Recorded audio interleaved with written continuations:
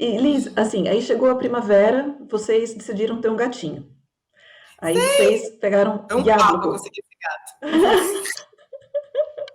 Mas tem tanto gato lá na Ucrânia, qual foi a dificuldade? Não, ele não queria, o Roma não queria ter um gato. Ah, O Roma não queria ter um gato. E aí eu achei também, tipo, quando começou a primavera, foi a descoberta da minha estação do ano preferida. Porque quando você vê, uma coisa é o nosso inverno no Brasil, que é chuva, mas as árvores estão ainda lá, você ainda tem verde, você ainda tem planta e tal. Outra coisa é você ter o completo nada e você vê aos poucos o verde voltando, as árvores se recuperando e tal. E foi um processo também de tipo de eu entender que, caraca, se elas conseguem passar por isso, elas, eu digo, a planta, a natureza, eu também consigo. A primavera virou para mim a minha estação favorito. preferida, e eu achei que a gente já estava um pouco mais estável.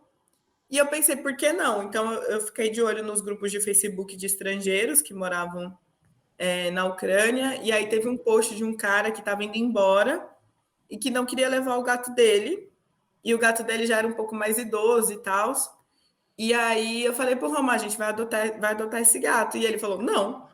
Aí foi um barraco, aí a gente brigou e não sei o que, e discutiu, e eu explicando porque que eu queria o gato, e ele falando porque que ele não queria o gato, não sei o que. E aí acabou que a gente não pegou esse gato, esse primeiro post. E aí eu falei, não, tudo bem, tá bom, passou. Aí deu uns 2 dias, teve mais um post no Facebook de um casal de um holandês e uma ucraniana que moravam em Irpen. Se vocês acompanharam as notícias, Irpen foi uma das cidades que sofreu o genocídio no começo do conflito, uma cidade que foi completamente destruída. E aí eles eram de lá e eles falaram assim, olha, gente, a gente achou um gato. E aí, na hora que eu vi a foto, eu falei, é meu gato. E eu só avisei o Roma, eu não perguntei, eu só avisei, ó, Hum, ele vai chegar hoje de tarde e o nome dele é Yabluco. E aí, no meu horário de almoço, eu fui num pet shop chique que tinha lá no centro da cidade. Eu comprei tudo, comprei cama, comprei a comida mais cara e pratos de porcelana para poder botar a comida do gato, e brinquedos e não sei o quê. E aí, tipo, agora eu me arrependo, porque eu vejo que desde o primeiro dia eu mimei esse gato demais e agora eu tenho que aguentar isso em casa. Então eu comprei todo o kit, tudo assim, tudo bonito, tudo ornando com a decoração da casa. E aí o casal, quando a gente estava subindo no elevador, falando, não, tipo, ele se escondeu num buraco, não saiu de lá, ele não interagiu com ninguém e tal. Então, pode ser que ele faça a mesma coisa. Então eu cheguei primeiro, peguei o gato e botei ele no chão. Aí eles, fica vendo, ele vai se esconder. Nada, ele andou pela casa inteira, ele comeu a comida chique dele, ele bebeu a água filtrada dele, ele foi no banheiro com a areia que ele gosta, e depois ele foi deitar no meio das roupas até meu marido chegar. E gente, aí, mas desde você acho que então, se sentiu em casa. Acho que pegou a tua vibe quando chegou na Ucrânia. Você, nossa, já tô em casa agora. exatamente, mas é isso, assim, às vezes eu tenho que lembrar ele que ele veio da rua, e aí ele cresceu, ficou bem, engordou. E Liz, ali naquela primavera, além de ser o seu aniversário, de ter agora mais um gatinho em casa, você também comenta que começou a se sentir mais confiante de falar ucraniano também. Né? Sim. E com essas mudanças que vão te dando um pouco mais de segurança, em algum momento você disse que acordou de madrugada pensando em qual rumo que você ia tomar na vida. O que era esse sentimento? Ele vinha de uma certa insatisfação ou era um desejo de consolidar mais a sua vida na Ucrânia? Eu acho que é porque estava finalizando assim. Eu acho que o processo de adaptação no primeiro ano ele vai mesmo de 3 em 3 meses, o que é muito, muito doido. E eu estou vendo aqui também, agora que eu estou nesse novo processo de adaptação. Então, assim, é tipo, se eu determinava fazer alguma coisa, eu tinha que fazer aquela coisa até o final e seguir aquele caminho até o final, porque foi isso que eu fiz. Então, tipo assim, lá no começo, quando eu mudei para a Ucrânia, e se eu falei que eu tinha decidido ficar lá 3 meses, não é o pai do Roma mandando eu ir embora em 10 dias que vai fazer eu ir embora. Se eu vim para ficar 3 meses, eu vou ficar 3 meses.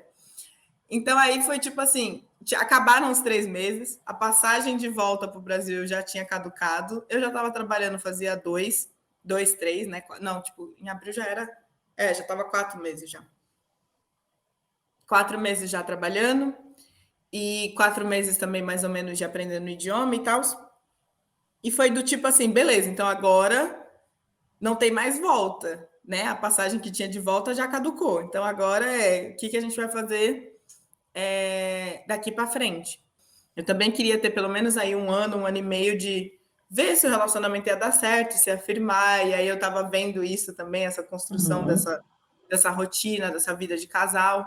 Então eu acho que foi um momento de tipo, tudo ao meu redor está florescendo, e aí agora é a minha hora de entender do tipo, que flor que vai sair disso daqui, entendeu? Entendi. Mais ou Que menos legal. isso. Que legal. E para você, como é que era essa sensação de ser brasileira na Ucrânia, assim? Como é que você percebia a questão da sua identidade, da sua cultura, num lugar onde você é tão diferente? Para mim não era um problema, porque nós éramos poucas por lá, né, Paula? Tipo, no meu primeiro, eu demorei 2, 3 anos para começar a falar com outros brasileiros. Então, tipo, não tinha, a comunidade é muito pequena. Então, não tinha esse conflito de preciso manter a minha identidade ao mesmo tempo que estou me adaptando a uma nova cultura. Não, eu estava 100% imersa na outra cultura. Então eu falava em português, a gente fala português em casa, eu e o Roma. A gente cozinha do nosso jeito, porque eu não gosto da comida ucraniana, ele tá um pouco, mas assim, a gente não vai fazer uma feijoada, mas a gente não vai comer tipo esmetana todo dia. Então, assim, era tipo mais ou menos desse jeito. E para mim, eu acho que muito mais do que nacionalidade, eu sempre levo em consideração a questão da raça. Então, eu acho que era muito mais uma questão de como que esse corpo negro é interpretado nessa sociedade ucraniana do que o corpo brasileiro, entendeu? E aí, as minhas interações culturais que tinham conflito era sempre relacionada a como que você cuida do seu cabelo, posso tocar no seu cabelo, agora que o verão está chegando, você vai usar protetor solar, sabe, esse tipo de coisa, que é um racismo que não é estrutural igual ao do Brasil, ele é um racismo mais recreativo, que é um racismo que vem mesmo do desconhecido. Nesse primeiro emprego que eu estava, eu era a primeira pessoa negra que muitas daquelas pessoas estavam conversando. Tipo, todo mundo com mais de 20 anos de idade, era a primeira vez que eles estavam interagindo com às vezes até com um estrangeiro. Então, a primeira vez interagindo com um estrangeiro, a primeira vez interagindo com uma pessoa negra. Então, era bem mais nesse sentido. E às vezes, tipo, e eu falava pro Roma, às vezes era mais fácil quando eu estava andando sozinha na rua do que quando eu andava com ele. Porque a partir do momento que a gente estava junto, aí era a atração do rolê. Assim. Então a gente conversava sobre essas coisas e eu sou uma pessoa que tem muito letramento racial, assim, então sempre foi um assunto também dentro do meu relacionamento. Ok, você é um homem branco, você é um homem branco tipo do leste europeu, tudo bem, mas você vai ter que entender qual que é a minha realidade, qual foi a estrutura racial do Brasil que fez com que eu virasse quem eu sou, como que eu vou me comportar em certos lugares, como você, a partir do momento que casou comigo, tem que se comportar em determinadas situações. Então, tipo, para mim sempre foi mais nesse sentido. Eu comecei a ter crise de identidade quando eu encontrei o resto das brasileiras. Eu, tipo, não que eu tinha esquecido como ser brasileira, não é isso que eu tô falando. Tipo, longe de mim isso. Se foram 25 anos de Brasil, não eram 2, 3 anos de Ucrânia que iam me mudar. Mas foi um retorno ao tipo de interação que eu fiquei quase 3 anos sem ter. Então, diferente daqui, por exemplo, que tem uma comunidade gigantesca, são quase 80 mil brasileiros nesse país. E aí você tem interação com o brasileiro todo dia, se você quiser. Mas ainda assim, lá na Ucrânia, com relação a essa questão racial, como é que era a sua reação diante de certos comentários ou perguntas que talvez parecessem inapropriados? Assim? Você passou por alguma situação em que você sentiu a necessidade de dar alguma resposta à altura? Não, porque eu nunca fui de brigar muito com essas coisas. E que nem eu falei, é assim, o racismo da Ucrânia não é um racismo que vai te impedir de se locomover. Eles não pré-assumem de que eu seja uma miserável, de que eu esteja lá para servir eles, igual é no Brasil, que tem essa estrutura racial escravista, que parte do pressuposto de que ao ver uma pessoa como eu tenho que automaticamente servi-los.